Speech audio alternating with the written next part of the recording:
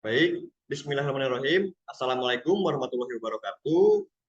Jadi, kelompok kami di sini akan menjelaskan tentang influence diagram. Kelompok kami sendiri terdiri dari 4 orang.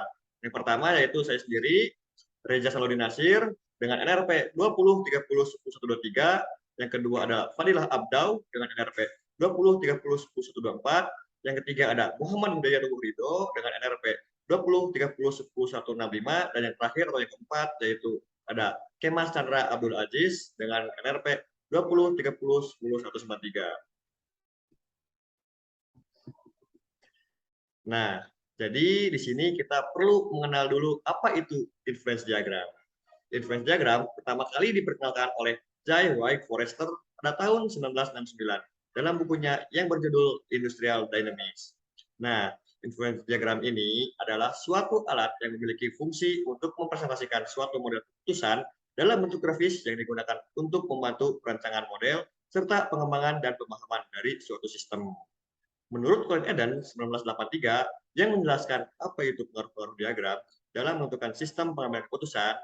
Nah, dari Colin Eden sendiri ada variabel-variabel dan juga simbol-simbolnya yang akan dijelaskan oleh rekan saya yaitu Kemas Chandra Abdul Aziz. Terima kasih sebelumnya kepada moderator. Yang selanjutnya yaitu influence diagram konsep Colin Eden. Di dalam konsep Colin Eden ini ada variabel. Variabel-variabel ini berguna untuk sistem dalam pengambilan keputusan. Variabel yang pertama yaitu variabel bebas, input tidak terkendali digambarkan dengan awan. Yang kedua yaitu variabel bebas, input terkendali digambarkan dengan segi 4. Yang ketiga yaitu variabel terikat komponen sistem digambarkan dengan lingkaran. Yang kelima yaitu variabel terikat output digambarkan dengan oval atau elips. Yang terakhir yaitu variabel yang mengikat komponen-komponen variabel lainnya yang digambarkan dengan panah. Maksud digambarkan dengan panah itu yaitu ialah simbol. Nah, seperti inilah kira-kira bentuk simbolnya. Yang pertama yaitu cloud atau uncontrollable input data. Maksud di dalam cloud ini yaitu awan. Simbol ini digunakan untuk menunjukkan input yang tidak terkontrol atau uncontrollable input ataupun sebagai batasan suatu masalah. Yang kedua ya rectangle yaitu persegi panjang.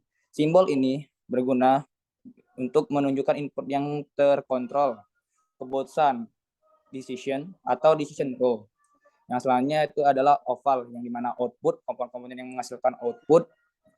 Yang keempat adalah circle atau lingkaran.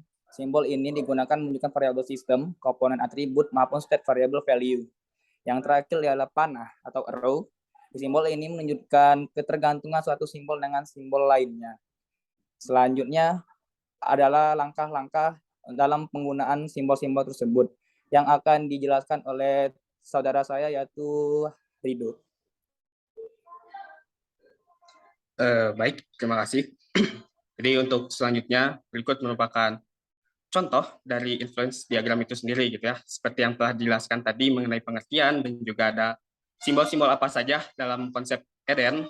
Ini merupakan contohnya yaitu digunakan untuk membantu pemahaman dari suatu sistem. Sistem apa? Yang kami ambil contoh yaitu sistem permasalahan lubang ozon, di mana dapat dilihat di sini ada beberapa simbol yang digunakan, yaitu simbol awan sebagai variabel yang tidak dapat kita kontrol, seperti produksi CFC ataupun sinar matahari ya, sinar UV yang berasal dari matahari dan juga kondisi dari cuaca itu sendiri gitu.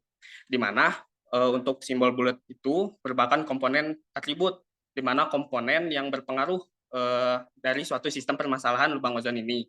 Dan terakhir ada yang digunakan yaitu ada simbol oval, di mana merupakan tujuan ataupun output dari pemahaman influence diagram ini, yaitu permasalahan lubang ozon, di mana output di sini itu sendiri yaitu ada sinar UV yang mencapai permukaan bumi.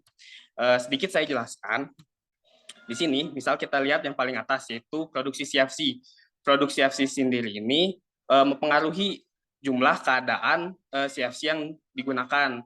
Lalu jumlah CFC yang digunakan akan mempengaruhi jumlah CFC yang di rata-rata yang dikeluarkan dan terus mempengaruhi kepada jumlah CFC yang ada di atmosfer, yang akhirnya jumlah CFC yang ada di atmosfer ini akan dipecah oleh sinar matahari dan selanjutnya hingga nanti akhirnya sinar UV ini akan menerobos langsung ke permukaan bumi melalui lubang ozon yang tadi.